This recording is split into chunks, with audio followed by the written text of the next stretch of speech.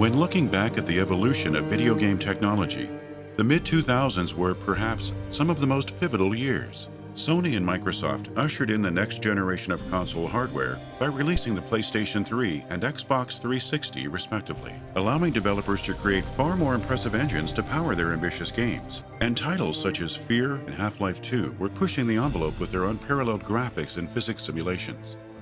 It was during these turbulent years that a small group of indie developers teased the public with a game so impressive in both visuals and design that it managed to stand out among its substantially bigger budgeted contemporaries and would remain relevant years after its unveiling.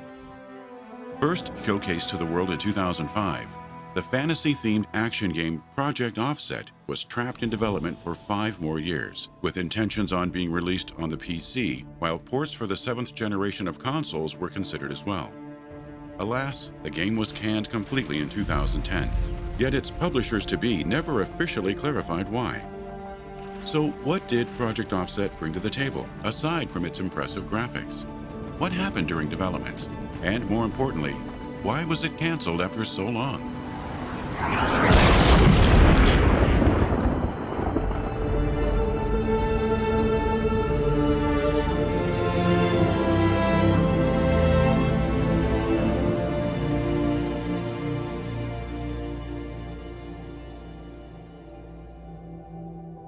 In 2004, lead programmer Sam McGrath teamed up with senior artists Travis and Trevor Stringer and founded Offset Software.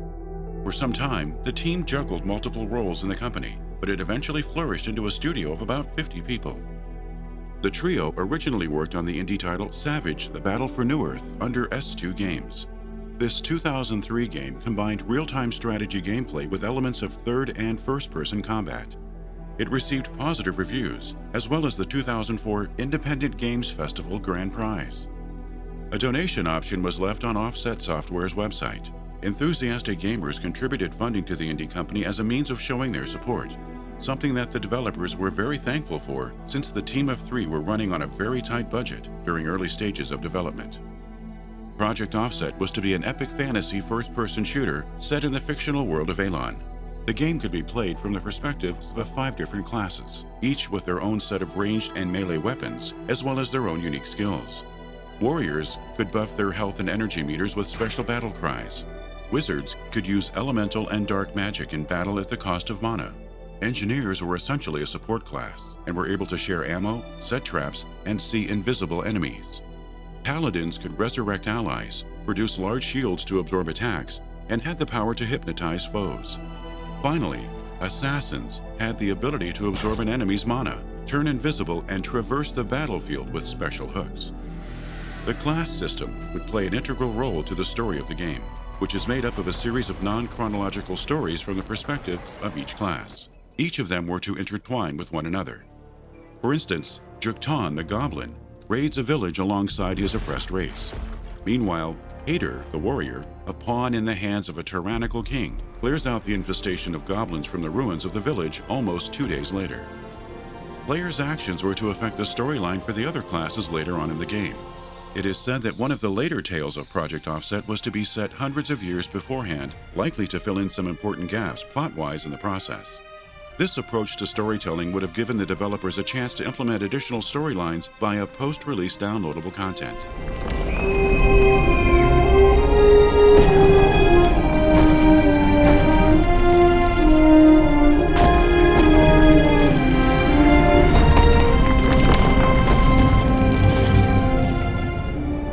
The game's fictional world was to be rich and diverse in design, its landscapes teeming with various races and cultures on one side, while the other would have been inhabited by wild, wandering creatures. The ruins of Lethoen, for instance, are bathed in an eerie gray color and are an appropriately gloomy sight. Other locations to visit and battle through would have included a barren canyon, a valley of wooden hutches and giant trees, a bay populated by dwarves, and a thriving ancient city, among others.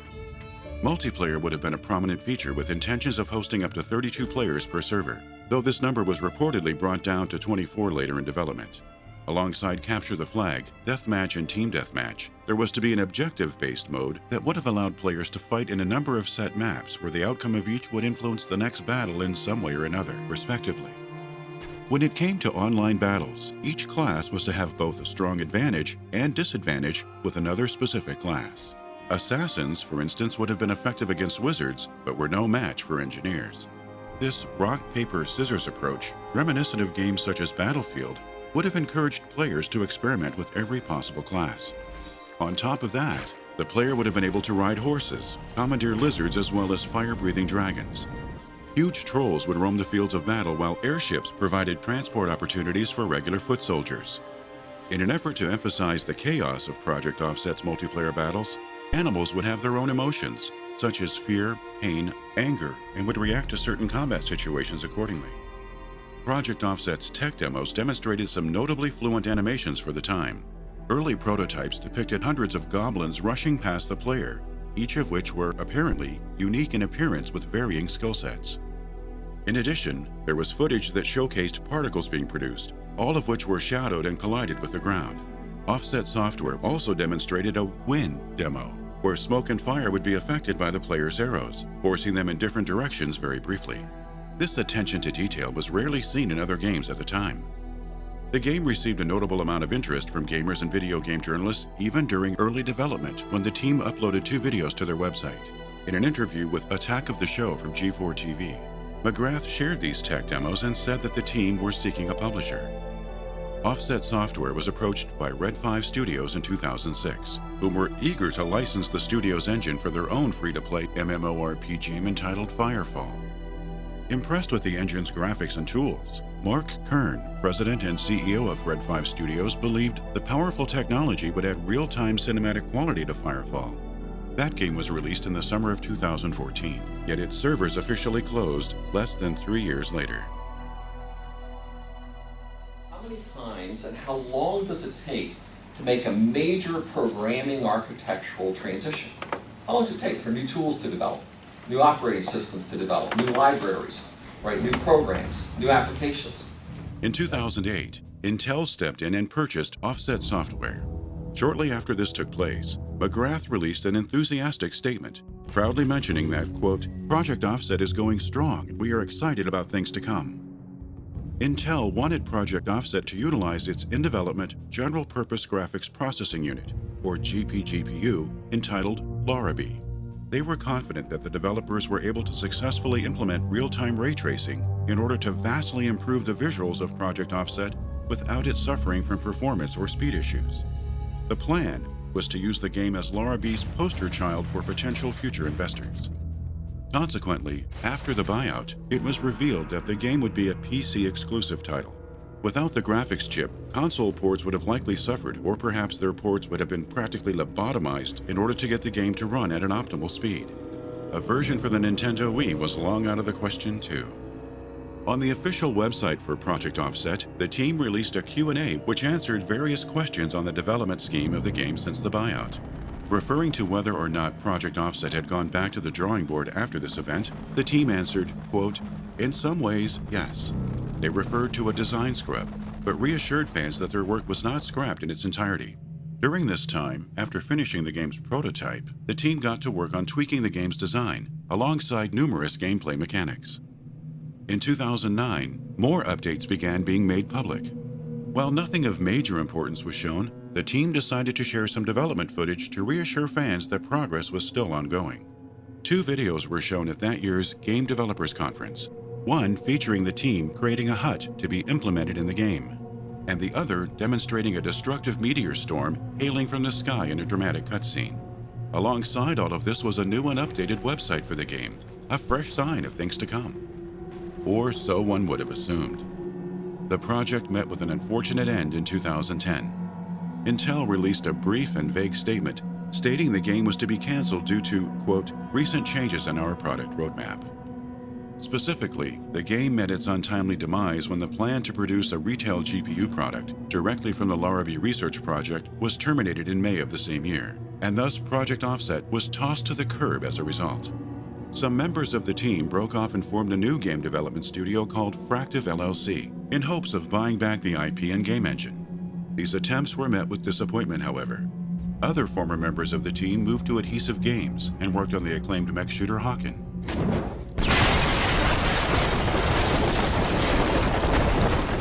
As we look back on the development cycle of Project Offset, we once again bring up the all-important question: what would have happened if things took a different turn of events?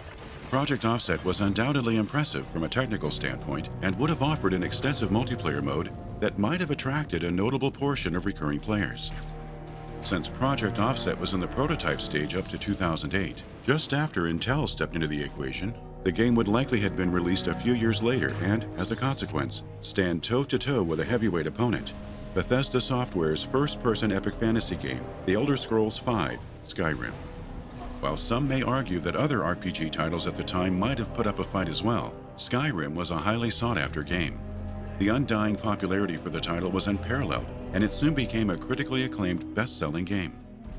Nevertheless, there was a clear consensus that Project Offset was a game that had serious potential and a lot of interest from fans and journalists alike, and thus to see it decay into nothingness after over half a decade of work was an unfortunate and undeserving end. Not all was lost, though. Aside from the aforementioned Firefall utilizing the Offset engine, CryEngine 2.0 and Unreal Engine 3 ended up implementing features like the self-shadow technique, all thanks to the technical wizards at Offset Software. So, at the end of the day, at least some parts of the game were put to good use. However, considering the fact that the once groundbreaking engine is gradually becoming more outdated and obsolete, it is unlikely that the technology behind it will find new life in other projects, and thus, the future of Project Offset 2 remains grim. With Intel unwilling to let go of the license, one can only hope that the company will decide to revisit Offset Software's ambitious ideas and vision somewhere down the road.